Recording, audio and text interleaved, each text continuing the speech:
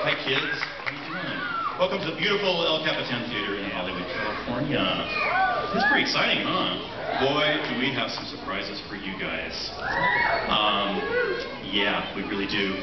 Listen, tonight marks a really great celebration of filmmakers and people who have worked on one of my favorite movies of all time, because long before the pirates ever roamed the Caribbean, and long before a little clownfish named Nemo was lost in the seas off of Australia, there was a beautiful movie made. It was a perfect storm almost of filmmakers and people who got together to make this film. And it's a film that changed the way we look at animated features. And that was The Little Mermaid. Oh yeah, oh yeah. So, we're going to get right to it. We have an extraordinary group of people who have worked on the film here today, and I want to start out by introducing the directors of the film. Their films, and they have made many animated features to the point where they are absolutely legendary. They've been nominated, their films, for 13 Academy Awards. Their films have made over $1 billion at the box office. Ron Clements and John Musker, ladies and gentlemen.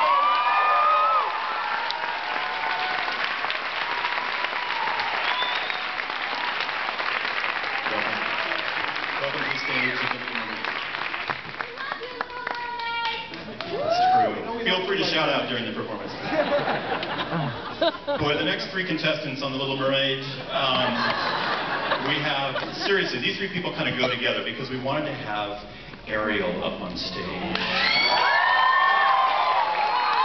that's true. But you know what? Ariel's made up of a lot of people, and we're going to bring them all out for you to see. Yeah. Okay, so hold on just a second. First we have the beautiful star of the Broadway stage, the screen, and the voice of Ariel, Jodie Benson.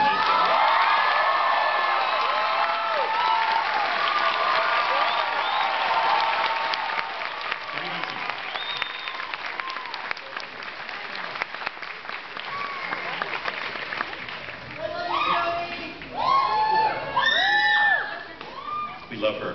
Next, a beautiful actress, writer, a person who started the Groundlings improv group, and she, thank you, and she was the performance model for Ariel and for Belle and Beauty and the Beast. Sherry Stoner, ladies and gentlemen.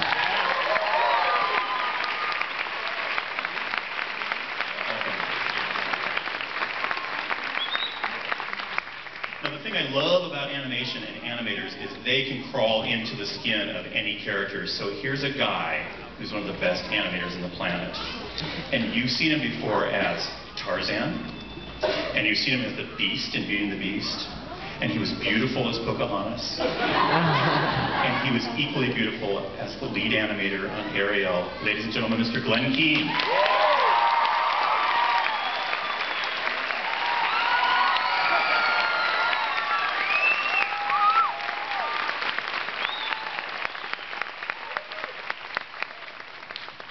And last but not least, a big surprise and a delight for all of us tonight. 8-time Academy Award winner and the composer of Beauty and the Beast, the great Alan Menken, ladies and gentlemen.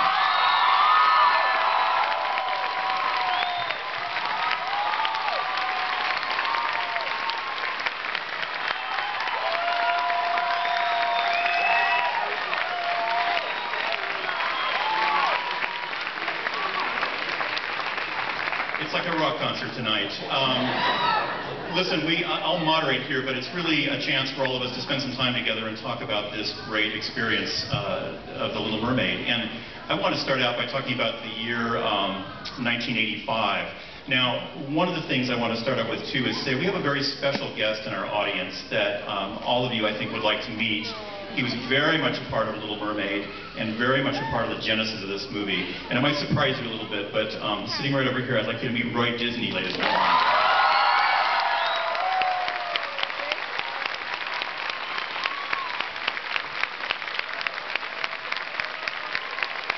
Roy Disney. Yes, you won't be sorry you came tonight. So back in 1985, I want to put a slide up on the screen because animation was on the lot in Burbank, California. And in 1985, with some new management at the studio, Michael Eisner, Frank Wells, Jeffrey Katzenberg, animation was, I think the word would be, kicked off the lot. And I want to bring this picture. It's our last day on the studio lot. And in this picture is Ron Clements and John Musker, which I will point out. This was during my Peter Fonda period for any people who know. John. And Ron? There's Ron. Yeah. This was in his Francis Ford Coppola, Charles Manson sort of period. Kind of scary. Here's My redhead. There's Don Hahn red right hair. here on the side. We all had hair. And Glenn, you weren't in this picture, but you were definitely working on Great Mouse Detective at the time. Yeah, basically I was babysitting the kids that day. So, no, I was working at home. I left Disney to work at home at that time. Are you in this picture, Mr. Holmes? I am. I'm over on the far left, the second from the left, the handsome gent with no beard in the blue shirt. Oh, Yeah, far left. So you guys moved over to, we all moved over to a warehouse on Flower Street in Glendale, California. And from that point, Mermaid was kind of born. Tell us about that. Like, what was that environment, and how did you guys start? Well, just like, I think almost a couple weeks before we moved, there was a thing called the Gong Show at Disney where Michael Eisner and Jeffrey Katzenberg were sort of getting a group of us together to come up with ideas for new animated films.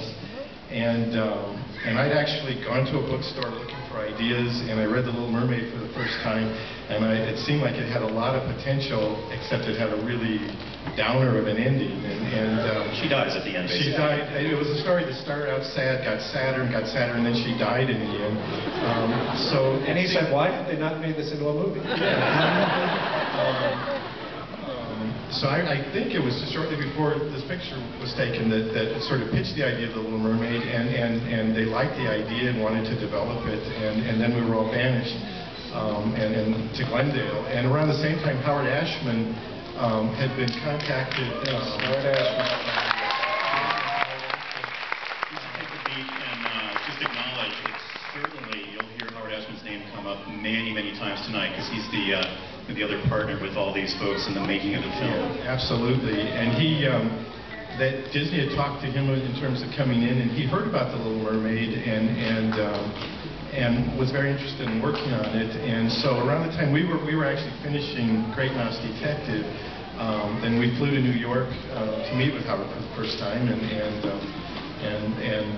we had like a short treatment, and we talked to Howard. He had ideas right off the bat in terms of songs and how they might work in. And one of the first things, one of Howard's first ideas, because in our treatment, we had a 10-page treatment, we had a crab character that was a British kind of stuffed shirt composer, and Howard had suggested, what if the crab were Rastafarian?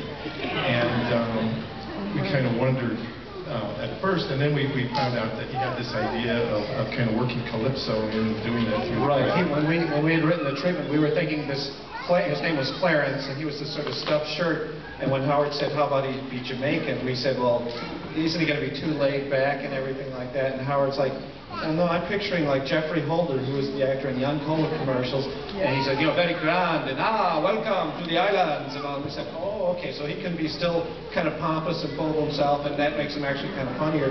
So when we wrote the script, we hadn't written the script yet, we wrote him with that character in mind, as Howard had sort of, pitched to us in New York at the Helmsley Palace in 1986. Beautiful Helmsley Palace. Yeah. And Alan, you had obviously worked with Howard before on one of my favorite shows, Little Shop of Horrors. What was your first phone call on this movie?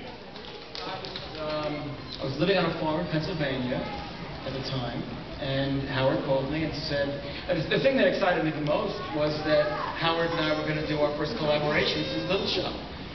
We had separated. He was working with Marvin Hamlish on a musical called Smile that Jody starred in. And I was working with Tom Ian, who wrote Dreamgirls on a show called Kicks. So we were apart, and when he called me, it was an opportunity for us to come back together. But also, what I heard was Disney and Disney Animation.